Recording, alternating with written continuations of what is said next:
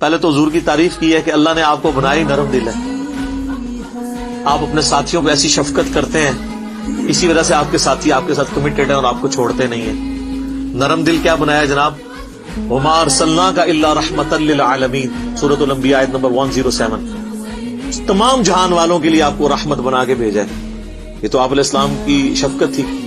بخاری اور مسلم دونوں میں حدیث ہے, انس بن مالک کہتے ہیں میں نے 10 سال حضور کو وضو کروایا, اور میری عمر 10 سال تھی جب میری ماں نے مدینہ شریف حضور ہجرت کر کے آئے تو مجھے حضور کے سامنے لے گئی اور کہا کہ یہ میرا بیٹا ہے انس, تو یہ آپ کی خدمت کیا کرے گا. 10 سال کا بچہ کیا ہوتا ہے؟ تو کہتے میں تو بچہ تھا, کبھی حضور مجھے کسی کام سے بھیجتے تو میں جا کے بچوں میں کھیلنا شروع کر دیتا, میں کام ہی بھول جاتا. تو حضور نے کبھی مجھے ڈانٹا نہیں, کبھی آپ نے یہ نہیں مجھے کہا 10 سالوں میں تو نے یہ کیوں کیا اور یہ کیوں نہیں کیا.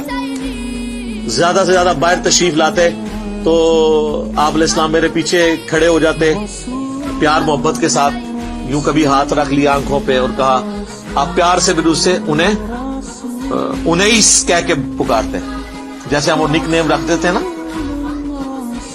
کسی کا نام ذوالفقار ہے تو پیار سے زلفی کہہ دیا اسے, اس طرح نام تھا انس تو انیس کہہ کے, اور کہتے میں نے تو تمہیں اس کام بھیجا تھا.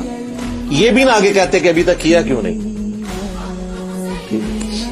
کبھی مجھے ڈانٹا نہیں ہے, پوری زندگی آپ کی شفقت. حتیٰ کہ بخاری مسلم میں ایک حدیث ہے,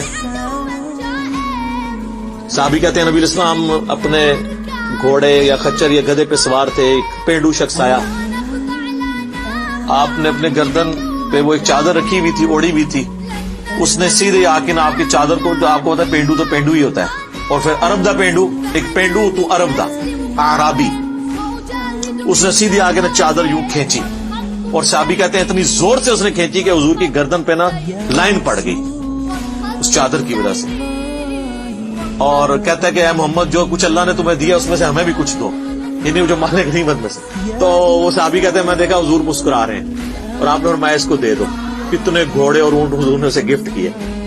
تو یعنی آپ کے اندر وہ غصے والا وہ ایلیمنٹ نہیں تھا. اس حوالے سے آپ شفقت والا آپ کے اوپر پہلو غالب تھا.